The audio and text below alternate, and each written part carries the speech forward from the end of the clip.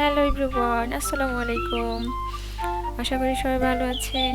আরেকটি নতুন snacks item নিয়ে হাজির হলাম আমি। তো আজকে স্ন্যাক্স আইটেমটা একদমই ইউনিক এবং নতুন, আশা করি দেখে ভালো লাগবে। তো আজকের স্ন্যাক্স আইটেমটা হতে যাচ্ছে সরিষা ফুলের পাকোড়া। আর আসলে শহরের জীবনে এই সরিষা ফুলের পাকোড়াটা খাওয়া আসলে ভাগ্যের ব্যাপার। যাদের বা গ্রামে আত্মীয় স্বজন আছে তারা একমাত্র গ্রাম থেকে ফুল এসে তারপর পাকোড়া বানিয়ে খেতে পারবেন। আর যারা গ্রামে আছেন তারা তো অবশ্যই এই আইটেমটা অবশ্যই ট্রাই করবেন এবং ভালো লাগবে আশা করি। তো আমরা সরিষা ফুল আনার জন্য প্রথমে চলে গেলাম সরিষা খেতে আমার ছেলেকে নিয়ে। তো সরিষা খেতে গিয়ে প্রথমেই আমরা অনেকগুলো সরিষা ফুল নিয়ে আসলাম। এই যে সরিষা ফুলগুলো ভালো করে পরিষ্কার করে নিলাম। তো সরিষা ফুলগুলো পরিষ্কার করে তারপর এগুলো একটু কেটে নেব আর কি, একটু ছোট ছোট করে কেটে নিলে তাও পাকোড়াটা বানাতে একটু সহজ হবে। তো সরিষাগুলো কাটা হলো। আর এখানে হচ্ছে মসুর ডাল আগে ভিজিয়ে রাখা হয়েছিল, তো মসুর ডালটা পাটায় বেটে নেওয়া হচ্ছে। মসুর ডালের সাথে পেঁয়াজ, রসুন, কাঁচামরিচ এগুলো বাটা হয়েছে আর কি একসাথে। আর সাথে দিয়ে দিলাম আদা রসুন বাটা, আর সাথে 1 চামচ হলুদ, 1 চামচ মরিচ, একটু লবণ, একটু ধনিয়ার ফাঁকি, একটু গরম মশলা ফাঁকি আর রান্নার রেগুলার তেল।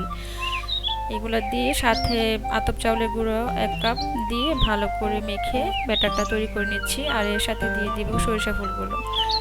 আর এক এক এক পিস লেবু চিপে দিয়ে দিলাম, লেবুটা টেস্টের জন্য ভালো কাজ করবে। আর সরিষাগুলো দিয়ে এই যে মসুর ডালের ব্যাটারটার মধ্যে সরিষা ফুলগুলো দিয়ে ভালো করে মেখে নিচ্ছি।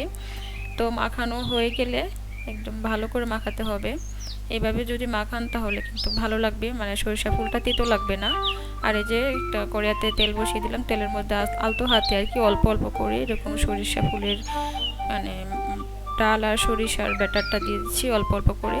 দিলে দেখবেন একদম ফুটন্ত তেলে দিবেন। আর চুলার আগুনটা অবশ্যই মিডিয়াম টু লো হিটে রাখবেন, বেশি আঁচ দিলে কিন্তু একদম পুড়ে যাবে, খেতে ভালো লাগবে না।